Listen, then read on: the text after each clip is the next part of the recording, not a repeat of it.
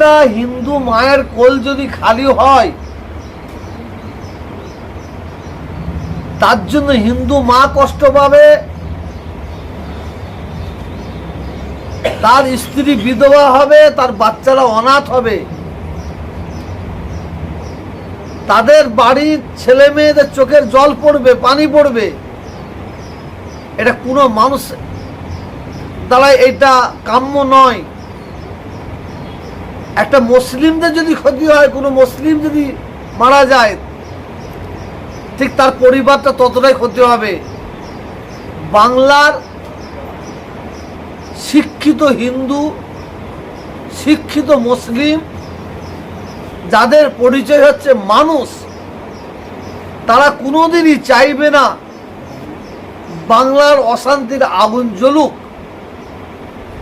কিন্তু কিছু অসৎ চরিত্রের মানুষ,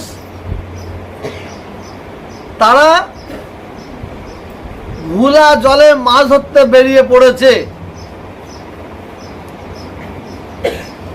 সেই যাতে ঘোলা জলে মাছ ধরতে না বেরোয়, তার জন্য সুন্দর পদক্ষেপ নিয়েছেন বিজেপির নেতারা, তাদের স্যালুট দিই।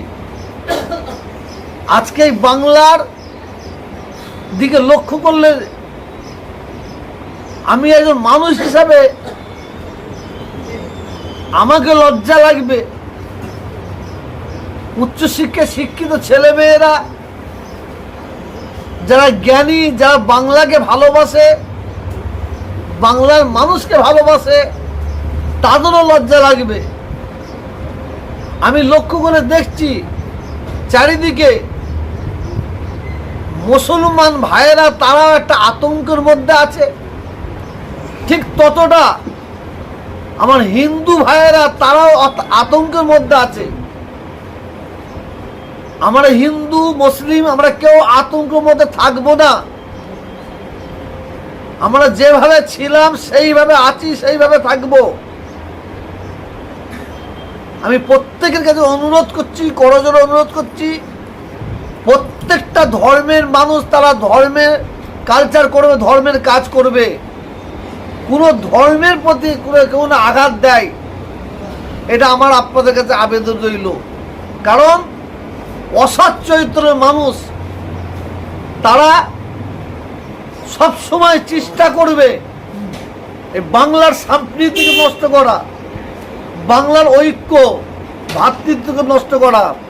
বাংলার ঐক্য, সম্প্রীতি, ভ্রাতৃত্ব ধরে রাখার দায়িত্ব বাংলার প্রত্যেকটা মানুষকে।